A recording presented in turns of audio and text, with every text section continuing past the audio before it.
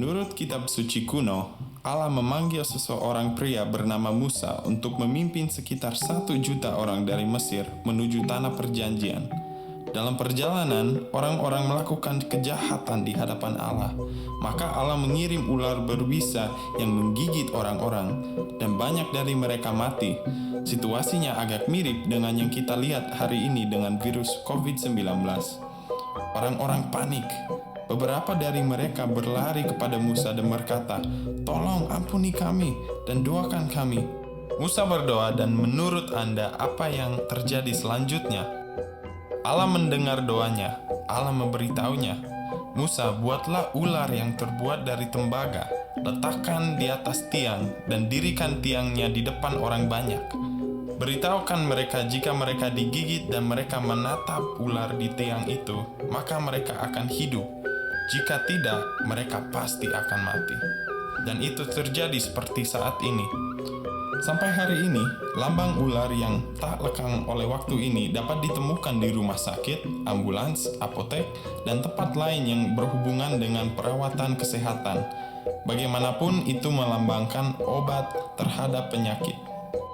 Sekarang saya membayangkan, jika Anda bersama saya di depan Nabi Musa dan kita digigit oleh ular-ular itu, kita akan mendengarkan perintahnya dan melihat ke arah ular di tiang daripada mati akibat gigitan ular yang mengerikan, bukan? Bagus, karena ini ada hubungan dengan cerita selanjutnya. Apakah Anda ingin mendengarnya? Sekitar 1500 tahun setelah zaman Nabi Musa, menurut kitab suci kuno, seorang guru bernama Nikodemus berbincang dengan Isa Al-Masih. Nikodemus terkesan. Ia percaya bahwa Isa turun dari surga karena ia melakukan hal-hal yang hanya dapat dilakukan oleh Allah. Isa menjelaskan kepada Nikodemus bagaimana caranya memasuki kerajaan Allah.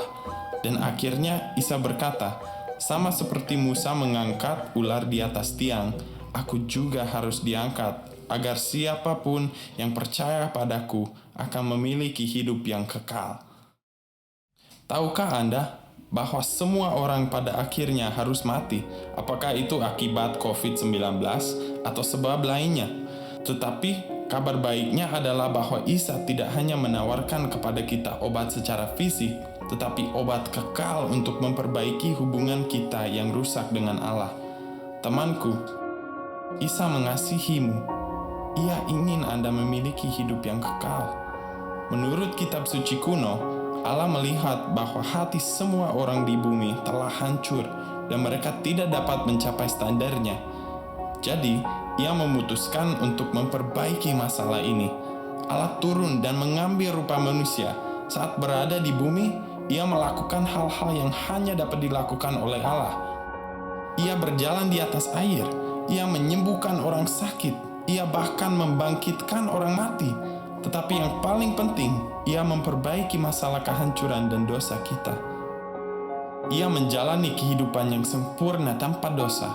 Kemudian, dalam kasih-Nya yang besar, Ia menukar hidup sempurnanya dengan hidup kita yang hancur, membawa dan menguburkan semua dosa kita bersamanya, dan membayarnya dengan darah-Nya sendiri. Setelah itu, Ia menaklukkan maut dan naik ke surga. Tapi bukan hanya itu, Ia membiarkan pintu terbuka sehingga semua orang yang mengikuti Ia juga bisa masuk.